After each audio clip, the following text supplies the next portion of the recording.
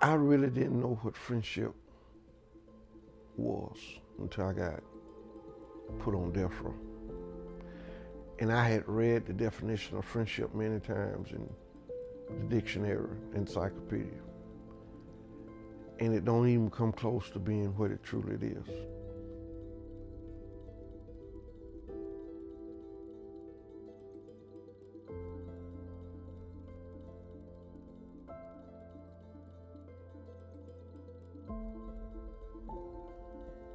Our friendship started at the age of 4 and 6.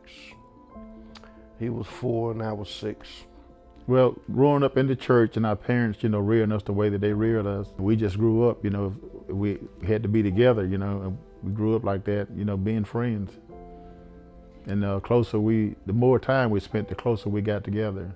I am a believer that when one in anything, whether it's business, whether it's in a marriage, you're gonna have obstacles in your way. And you have to be committed not to let that determine where you start or where you end. And I have always been committed to do whatever I can for him. He have been the same with me. And I think when you are truly committed to something, you can make it work. And the fact that no matter where you're at, you're still committed to that person. Just think about it. He had to be committed in order to travel that distance every month for 30 years. 257 miles one way. I could sit back in my cell just like I would think about other people.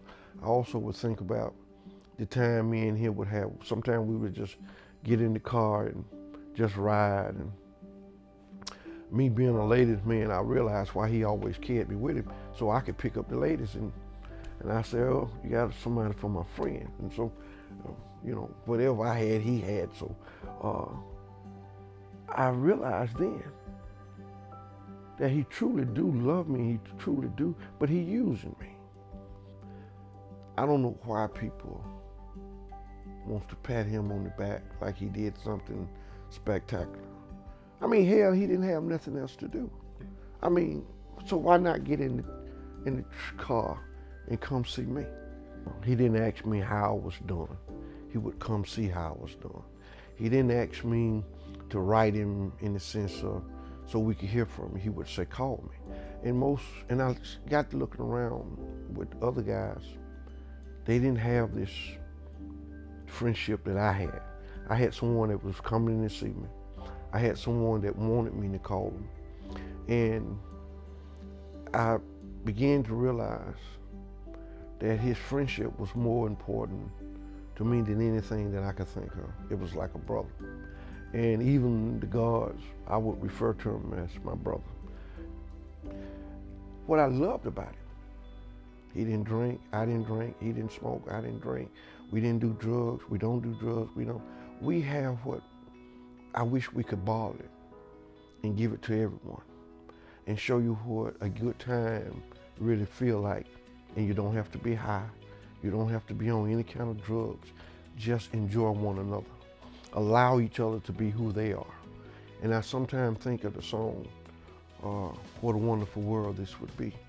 It would be a wonderful world if everybody had the relationship that me and him have. And I just think it's beautiful.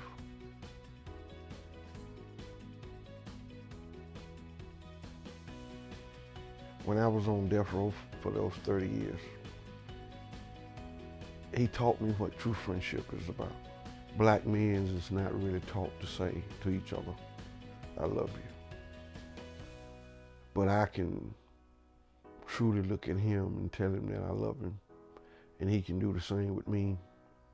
We never really had nothing, but we had each other. And over the years, and as you grow older and get older and older, you realize we thought we didn't have anything, but yet we had the whole world.